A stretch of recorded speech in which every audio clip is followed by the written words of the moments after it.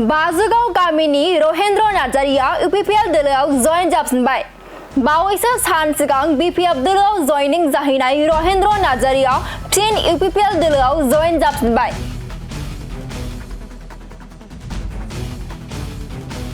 रहेन्द्र नार्जारिजों लोगोसे सा 12 सोद्रोमाफोराबो यूपीपीएलआव जयेन जाफिनबाय। नंगौ, बावैसो सान सिगां जमदर बियाबनि सिङाव थानाय बाजुगाव गामिनि रहेन्द्र नार्जारिजों लोगोसे गासै सा 12 सुबुंफोरा बीपीएफ दोलोआव जयेन जाहैदोंमोन।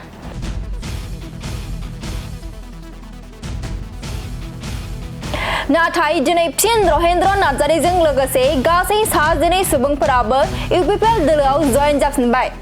रहेन्द्र नार्जारि बिथांमोना सिगां समावनो यूपीपीएल दोलोआव दंखायोमोन, नाथाय यूपीपीएल दोलोआव माखासे गोरोन्थि बुजिलायनायनि जाहोनाव बिथांमोना बीपीएफ दोलोआव हाबफैनायनि थांखि लादोंमोन। बीपीएफआव जयेन जानायनि थांखि लादोंमोनब्लाबो दिनै यूपीपीएल दोलोआवनो जयेन जाफैफिनबाय। दानिया फैदो बिथां रहेन्द्र नार्जारिया खौरांगिरिनि गेजेरजों मा बाथ्रा फोरमायखो जों आबुङै खोनासंना लानि। रहेन्द्र नार्जारि गामिनि मुङा 1 नं बाजुगाव। सिगाङाव नोंथाङा मा दोलोआव दंमोन? आङो सिगाङावनो बे यूपीपीएल दोलोआव दंमोन सिगांनिफ्राय।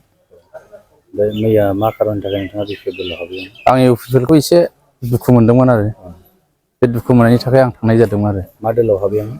आं बीपीएफआव थांदोंमोन।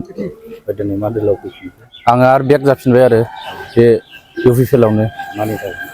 मा खारन माने बिदिनो गावनि फुरानाखौनो मोजां मोनफिननानै आरो फैफिननाय जादों आरो। साबेसे थाङामोन नोंथाङा? जोंसो 12 जन थांदोंमोन। 12 जन। गासिबो दिनै फैफिनजोब्बाय? फैफिनजोब्बाय। नोंथांमोननि गेजेराव माबा मोनसे जादोंमोन जायनि थाखाय नोंथांमोना बीपीएफखौ नागारनानै सानसेनि गेजेराव फैफिनबाय? बेयाव थांफिननाया थांनायनि माबाया जाहैबाय आरोखि आं एसे गावजों गाव बेबायदि एसे जालायखायो, माने एसे दुखु मोनलायनाय जायो। दा जों बेफोरखौ जेबो बुंलायनो सानलायनो नांफिनला आरो दा आं बेखौनो बेक जाफिनबाय आरोखि।